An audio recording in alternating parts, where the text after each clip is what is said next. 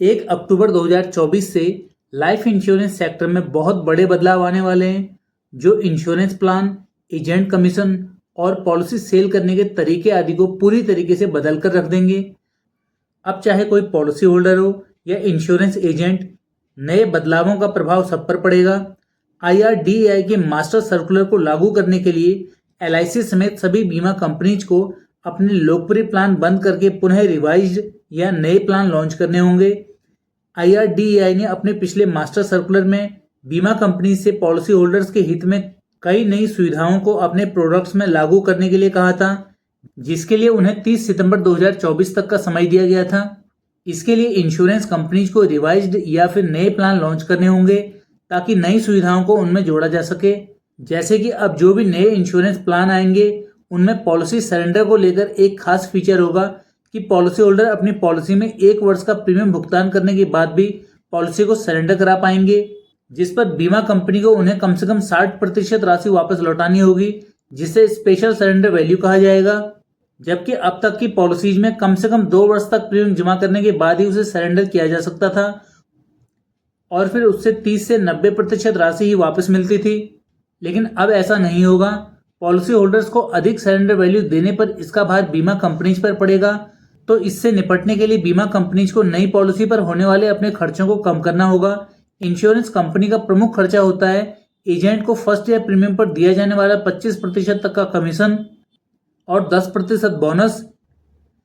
इस प्रकार surrender value को बढ़ाने के लिए इंश्योरेंस एजेंट के फर्स्ट ईयर कमीशन को कम किया जाएगा। इसे कम करने के दौरान इसे अगले 3 से 5 सालों में बांटा जाएगा। इसका फायदा ये होगा कि अगर पॉलिसी होल्डर अपनी पॉलिसी को उस अवधि तक चलाएगा तो एजेंट को पूरा कमीशन मिलेगा, और यदि कोई पॉलिसी होल्डर पहले वर्ष के बाद ही अपनी पॉलिसी को सरेंडर करा लेता है तो पॉलिसी होल्डर को 60% सरेंडर वैल्यू दे दी जाएगी। पॉलिसी सरेंडर होने के कारण बीमा कंपनी को अपने एजेंट को आगे कमीशन नहीं देना होगा। इस प्रकार बीमा कंपनी को दोनों तरफ पैसा देकर नुकसान नहीं उठाना पड़ेगा, क्योंकि अगर एजेंट को पहले की तरह फर्स्ट ईयर प्रीमियम का 25% कमीशन दे दिया गया और फिर पॉलिसी होल्डर ने 1 साल बाद पॉलिसी सरेंडर करा दी तो उसे भी 60% राशि देनी होगी और बीमा कंपनी को नुकसान होगा।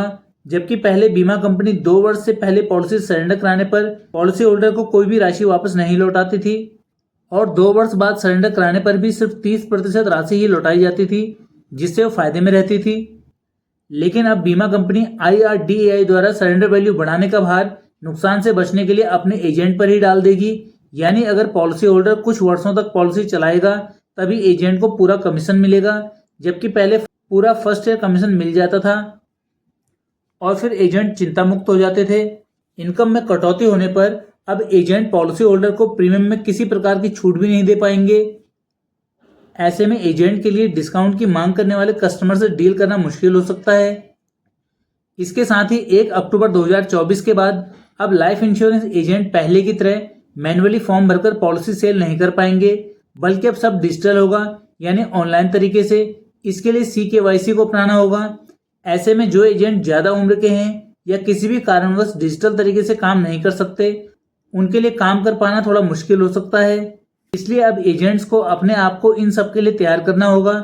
ये सभी बदलाव सुनने में एजेंट को थोड़ा निराश कर सकते हैं, लेकिन एक बार इन सबको समझकर अपना लेंगे तो बाद में ये एजेंट को ही सुविधा प्रदान करेंगे, खासकर तब जब एजेंट अपने दूर बैठे जान पहचान वाले व्यक्ति की पॉलिसी भी घर बैठे ऑनलाइन आसानी से कर पाएंगे और तमाम तरह के काम ऑनलाइन होने की वजह से ब्रांच और फील्ड की भागदौड़ से भी बच पाएंगे।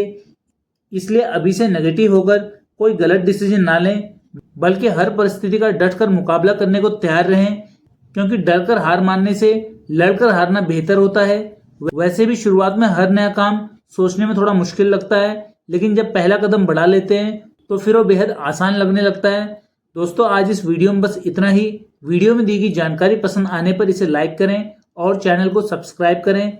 मिलते हैं अगली वीडियो में इसी तरह की कुछ नई जानकारियों के साथ। पूरा वीडियो देखने के लिए धन्यवाद।